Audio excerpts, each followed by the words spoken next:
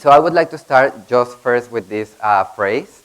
For me, one of the things that are very important is that there are not really universal opinions. It depends on the perspective that you want to see things. That's why I'm actually putting this image here.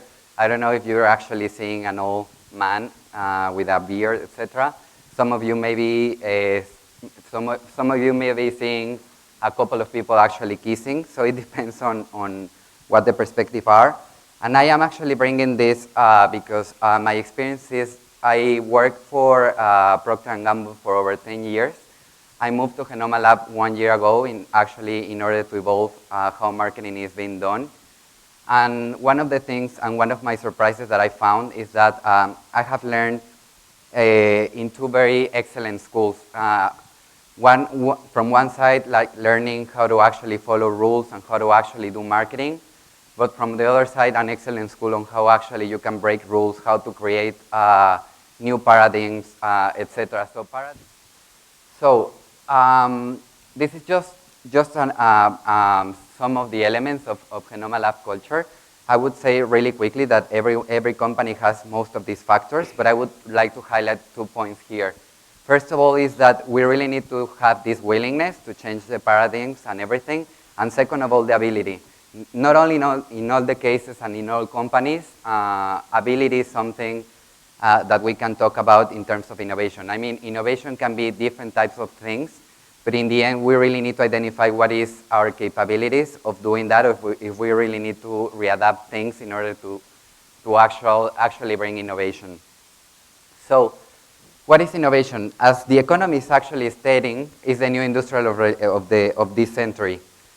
But what exactly is innovation? I mean, of course, as we were talking during these last presentations, it's not a one-size recipe. It's not happening overnight. It implies the challenge in the status quo, and it's very important because at some point, all of you that are working in very large organizations or small organizations, one of the things that we really need to consider is that organizations are designed to protect the status quo. There are these balances right now and forces around like profits and growth and innovation and so on, that we really need to identify which are these specific rules that we really need to break in order to change the name of the game. And these are 3 common aspects that I have found in very large organizations. First of all, overanalyzing data. I heard yesterday some people talking about analyzing information, analyzing data from a consumer standpoint, and I think it is great. But at some point, we really need to focus on what a person is, which is a human being, that we really need to understand deeper rather than data.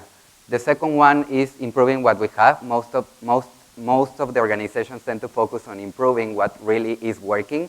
But at some point, we are talking right now on some things that are not working anymore. So we should be always ahead on this and avoiding mistakes. For me, there is a phrase very important that the sooner you fail, the faster you're going to succeed. So we really need to have this in mind. We are not going to be successful from the very beginning, so it depends on how agile we are on how we adjust things. So, which was, if you don't cannibalize yourself, someone else will, right? And I admire this guy. I mean, I think this guy was amazing in how he actually took Apple sales to the way that this company is right now, to the size and how we admire this brand.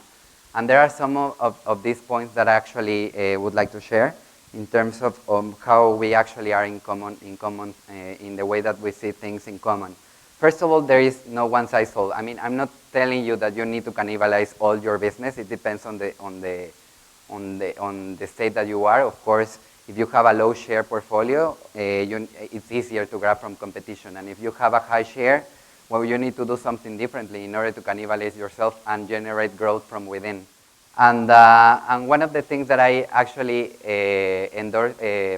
recommend you to do is to look at your business with this framework in order to understand how you are positioned. It is not that you have to have all of these quadrants in the offerings, but in the end is how you really understand what the incremental volume is coming and how you're going to play with innovations from a human standpoint.